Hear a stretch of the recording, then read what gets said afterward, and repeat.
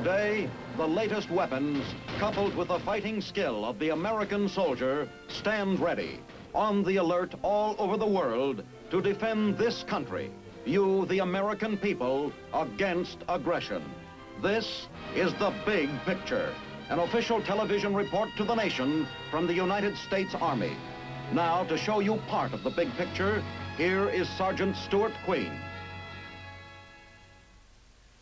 One of the problems which confronts any modern military organization is the problem of maintaining a proper balance of trained specialists among the troops. To train the specialists it needs, your Army maintains a number of service schools, both here at home and with United States units overseas. Today we would like to show you a few of these schools in the U.S. zone of Germany, where men of the European Command are learning everything from accounting to the care and training of war dogs. This is a Christmas tree fire, or at any rate, that's what it's called by these student firemen in the special subject section of the EuropeThe Engineer School. Their tree is a perforated gas pipe with a valve at the bottom, and the object of this exercise is for the hose team to move in close enough to shut off the valve and stop the fire.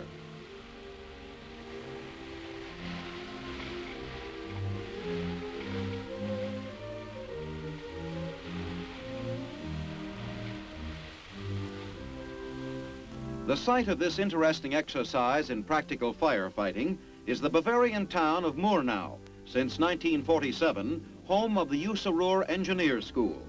The major service schools of the Army are, of course, back in the United States. The EuropeThe schools train only enough personnel to meet requirements for which U.S.-trained experts are not available. These student surveyors, for example, are members of units stationed in all parts of Europe and North Africa. Normal changeover of personnel leaves these units continually in need of new technicians.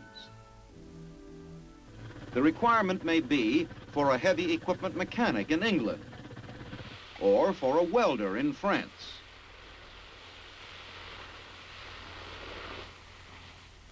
In all of the instruction here at the engineer school, emphasis is placed on having the students actually do what they are learning. Classes are small, with the instructor in a course like the heavy equipment operators handling only 4 to 8 students at a time. In this way, each student can be given close, individual attention. Before turning a man loose with one of these, you like to be sure he knows what he's doing.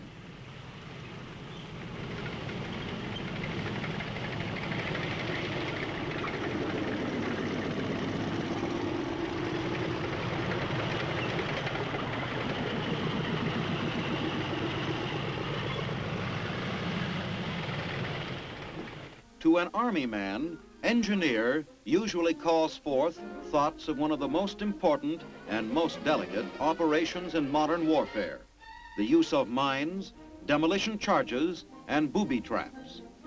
In any contest to select the world's worst road, this strip in the demolition area of the school would probably win hands down.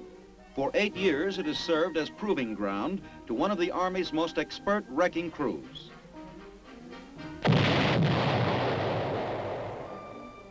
The bulk of the courses at the Murnau School, however, are constructive rather than destructive. An Army engineer must not only learn how to blow things up, he must also be able to put them back together again.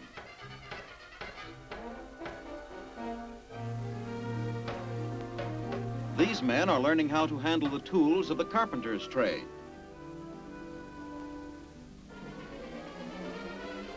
Like the surveyor's course and the course for mechanics, this course in carpenter construction has a civilian usefulness as well as a military application.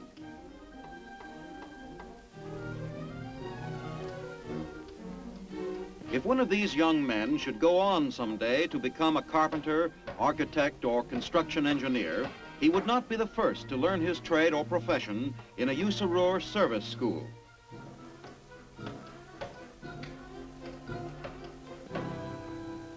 There are few civilian occupations nowadays which do not have their Army counterpart. That includes much of the work going on here in the lovely town of Oberammergau, site of the EuropeThe Intelligence and Military Police School. In just 9 years, the Oberammergau School has risen to become the equal of some of the world's finest police academies. Perhaps they don't look much like it in their fatigues, but these men are policemen, military policemen. They're engaged here in mastering the standard formations for riot control.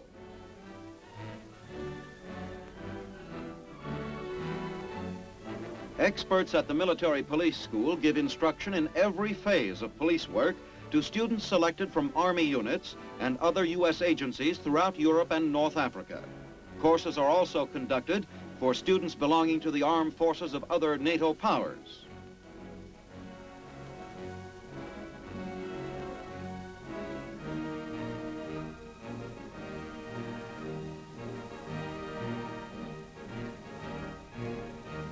This is a course in judo, that remarkable science which for centuries has been used by the small-statured Japanese to cut bigger men down to manageable size. Pistol practice. A high degree of proficiency with this weapon is extremely important.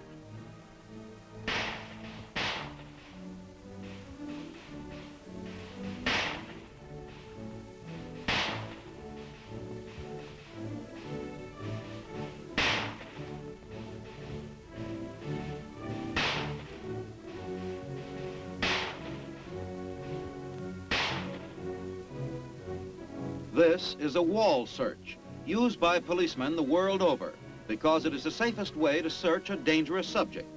The suspect is required to place his hands on the wall at a point slightly higher than his waist and to spread them apart as far as possible. With his feet moved out away from the wall, the prisoner thus needs both arms and legs to keep himself from falling. He cannot use them to attack the searcher.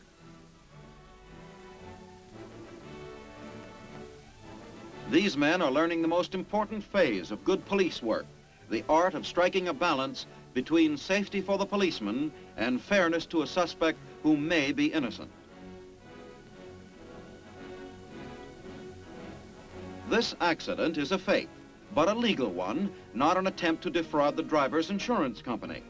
The collision is simulated, part of the student military police course, but it's conducted just like the real thing, including the alibis.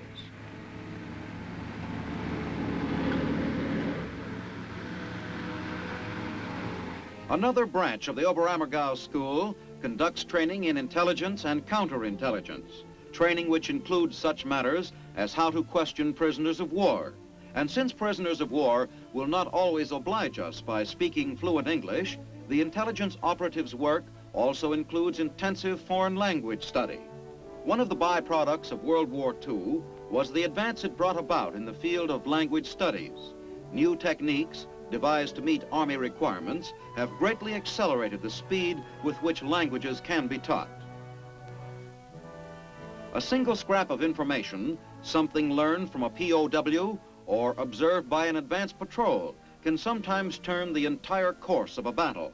But first, it must be put together with a lot of other information coming in from different sources.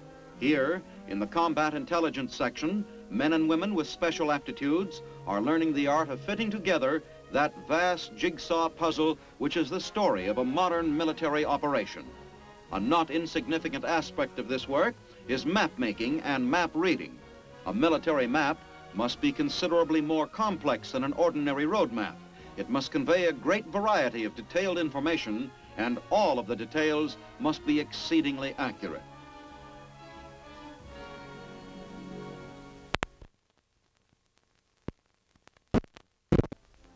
Much of the information used by commanders and their intelligence staffs in the construction of their big picture comes to them over the telephone lines and radios of the Signal Corps. In Europe, many of the technicians who handle this vast network of wire and wavelength received their training at the EuropeThe Signal School in Ansbach. Men of the Signal Corps must be able not only to send and receive messages, as these students of radio telegraph procedure are here doing, they must also have technical understanding of their equipment, which will enable them to locate trouble on their circuits and correct it.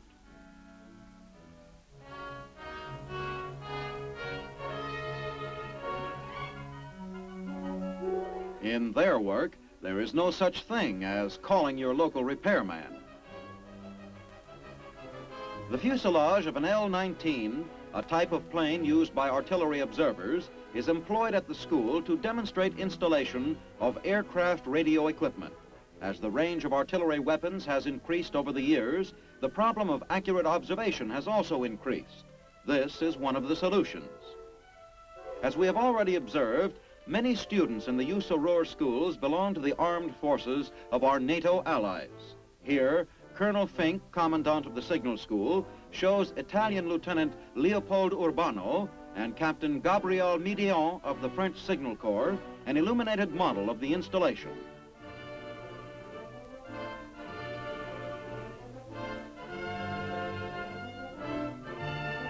A source of special pride to men of the EuropeThe Signal School, incidentally, is this post chapel, constructed entirely from materials furnished by the students themselves.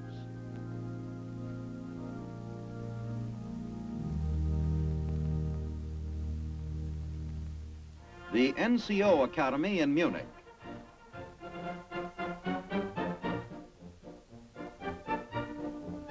In training here are the non-commissioned officers, the sergeants and corporals, who are today, as they have always been, the very heart of the Army. These men are among the very best the European command can offer. They have to be, or they don't get here.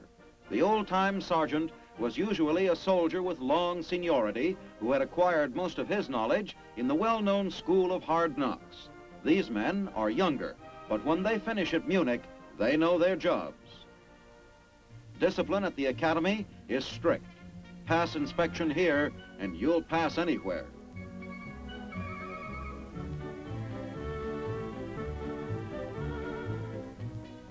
The men in this sergeant's unit are liable to discover that when it comes to bunk check, they have suddenly acquired a very tough boss. The schedule here is intensive and rugged, for its purpose is to produce rugged soldiers. Military training alone is not enough. The soldier must have strength, endurance, agility, and coordination. In other words, muscle. One of the best methods yet devised for developing muscle is a little exercise known as the Army Dozen.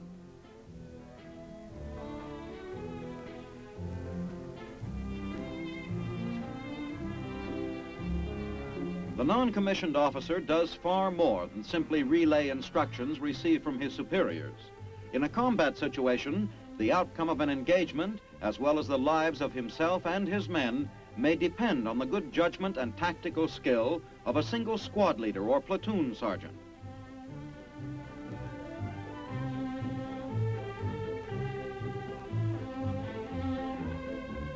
A non-com must first of all be a natural leader of men. But beyond that, he must absorb an ever-increasing amount of theoretical knowledge about the science of war, a science which, like all others, has grown enormously more complex in the modern era. Here is a portion of the course in map orientation. To the untrained individual, a map is often useless. He can get just as lost with it as without it. For example, the map may show you the place you are trying to reach, but before you can get there, you must first find out where you are starting from. Without road signs or highway markers, this is not always easy. To his theoretical knowledge, the non-com must add much detailed, practical information. Part of his job is becoming familiar with the operation and capabilities of every weapon which may be used by the men under his command.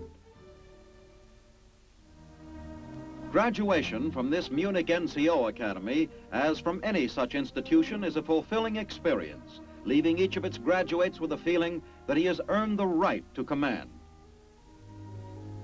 Not far from Munich, in the alpine town of Fusen, is the Army's largest overseas ordnance school. The commandant of the EuropeThe Ordnance School is assisted by 29 officers and 240 enlisted men who serve as instructors and specialists in the training of some 4,000 men each year. Army and Air Force personnel, together with officers and enlisted men from the NATO countries, study some 21 courses covering tanks, artillery, tractors, ammunition, wheeled vehicles, and a host of related ordnance subjects.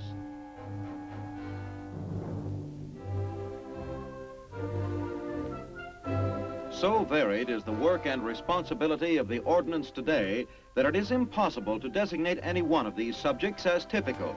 Certainly a very important one is the course dealing with the art of handling and storing explosives, taught by means of this scale model of an ammunition supply point.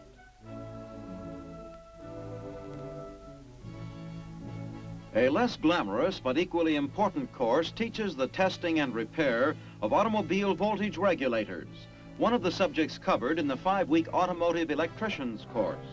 Students learn the fundamentals of automotive electricity in a modern, well-equipped shop under the close supervision of one of the school's many experts.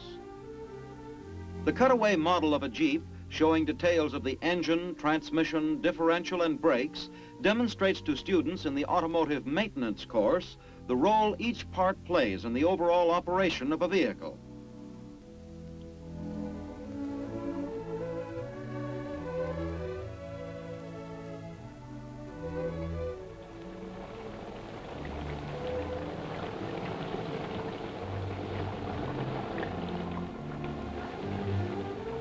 The engines of many military vehicles today are completely waterproofed by means of a system whose effectiveness is dramatically demonstrated by this Jeep engine, which is capable of running entirely submerged in water. The 98th General Hospital at Neubrück, Germany. In addition to performing the medical services known to Army hospitals in other parts of Europe and elsewhere, the 98th also incorporates a specialized course for nurses, the School of Anesthesia. Few areas of human endeavor require so much study or so many refresher courses as does medicine and its related fields. Nurses, as well as doctors, must continuously acquaint themselves with the newest ever-changing techniques and equipment of their profession. To assist its medical personnel in this task, the Army in Europe maintains this School of Anesthesia at Neubrück, as well as a larger medical training school at Degerndorf, Germany.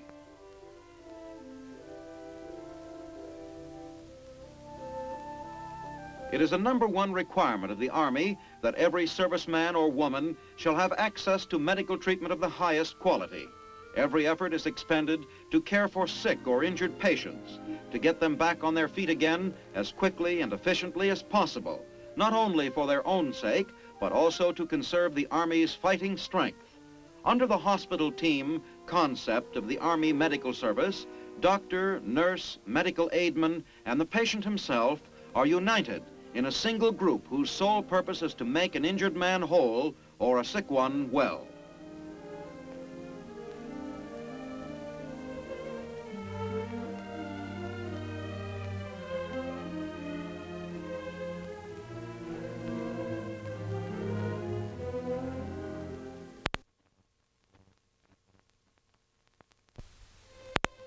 This is the town of Langries. 40 miles south of Munich, deep in the Bavarian Alps, Langries is one of Germany's most attractive cities. A few kilometers outside of this quiet town with its gentle old world charm is also the site of one of the largest, busiest, and most popular of the EuropeThe service schools, the QM School or Quartermaster.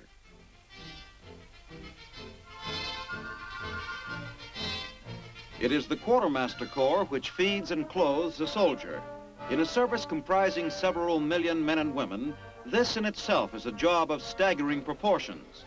So wide felt is the need for trained personnel in this field that the EuropeThe Quartermaster School numbers among its students members of practically every branch of the armed services from every part of the European theater.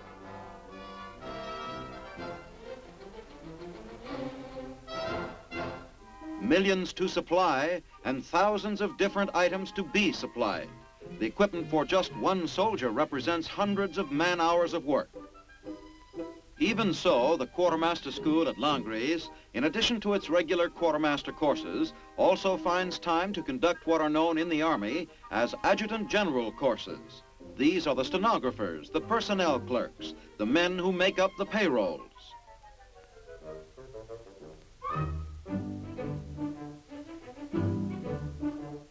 This is a student group in the midst of one of their administrative laboratories, where they begin putting into practice what they have been learning in the classroom.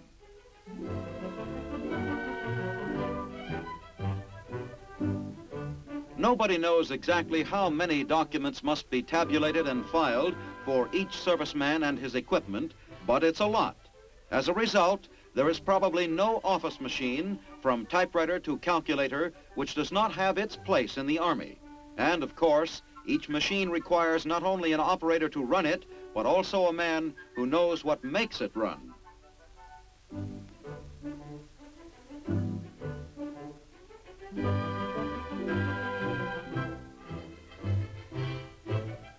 Whether at war or at peace, the American Army today is a worldwide organization. The problem of supply is a big one and a continuing one. It is now several hundred years since a famous general remarked that an army travels on its stomach.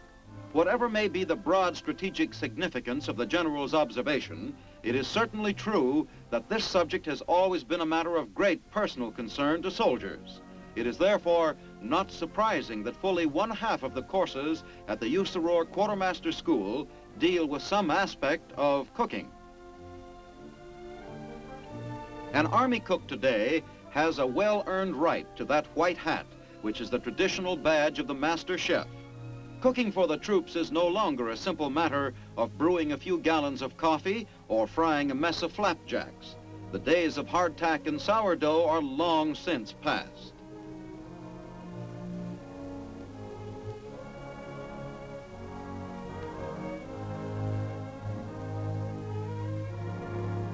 Most of us know of the spectacular advances which have occurred in the development of new weapons and new modes of warfare. Less widely appreciated are the equally remarkable developments in that branch of military science which deals with feeding the man who carries the gun. There was a time when the soldier not only risked his life for his country, but frequently had to do it on an empty stomach. Today, we may say without exaggeration that few in the world are as consistently well-fed as the American soldier.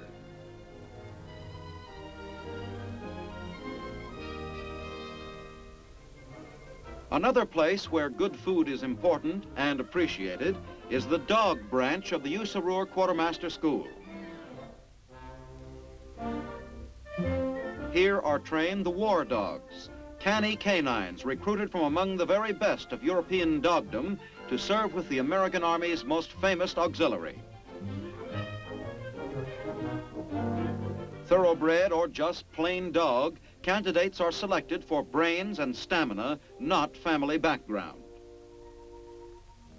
Although dogs have been used by armies from the beginning of military history, they first achieved their present honored status during World War II. Today, dogs are used to an increasing extent not only by military organizations, but also by police departments, and as excellent night watchmen for factories, stores, and warehouses. The War Dog School at Langres is coeducational.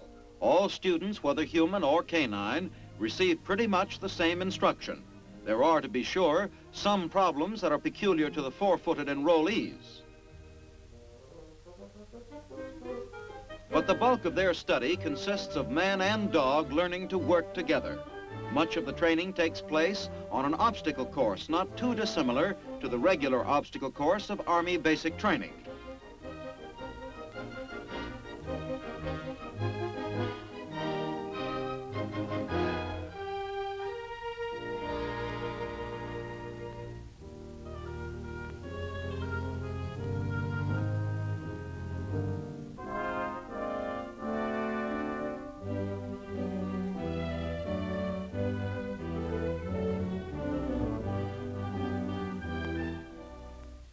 The dog must learn not only what to do and how, he must also learn to do it on command.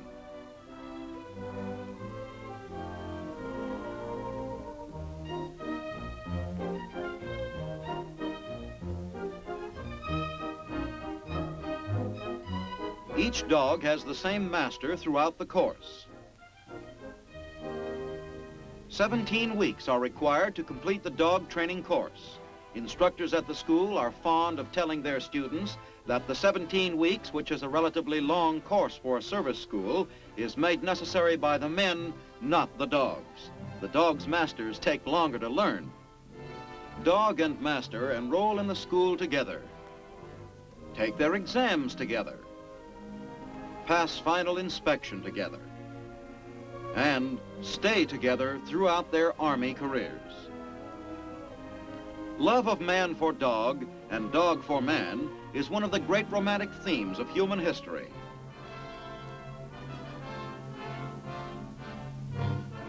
Judging by the long waiting list for admission to the Longarese War Dog School, it's a romance that is still going strong.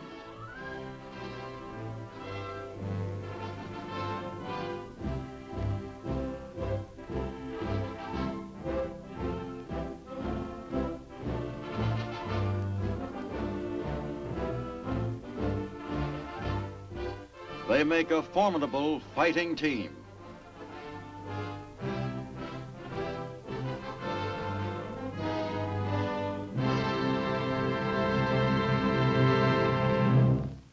Those were some, but not all, of the USARA service schools. There are others, like the Bandsman School at Dachau, the Finance School at Freiburg, the Transportation School at Mannheim, or the Troop Information and Educational School, also located at Dachau. All busy training specialists to serve with our own forces in Europe, or with those of our NATO allies. Now this is Sergeant Stuart Queen, inviting you to join us next week for another look at the big picture, the United States Army in action. The Big Picture is a weekly television report to the nation on the activities of the Army at home and overseas. Produced by the Signal Corps Pictorial Center. Presented by the U.S. Army in cooperation with this station. You can be an important part of the big picture. You can proudly serve with the best equipped, the best trained, the best fighting team in the world today, the United States Army.